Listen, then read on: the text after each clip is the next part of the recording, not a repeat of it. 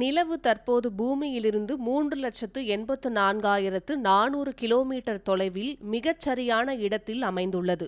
ஒருவேளை நிலவு பூமிக்கு மிக அருகில் வந்தால் நிலவின் ஈர்ப்பு விசை பன்மடங்கு அதிகரிக்கும். இது கடலில் மாபெரும் அலைகளை உருவாக்கும். ஏற்கனவே நாம் காணும் அலைகளைப் போல அல்லாமல் நூற்றுக்கணக்கான அடி உயர ராட்சச அலைகளை உருவாக்கி கடலோர பகுதிகளை தினசரி மூழ்கடித்து நிலப்பரப்பு வாழ்விடங்களை முற்றிலுமாக அழித்துவிடும்.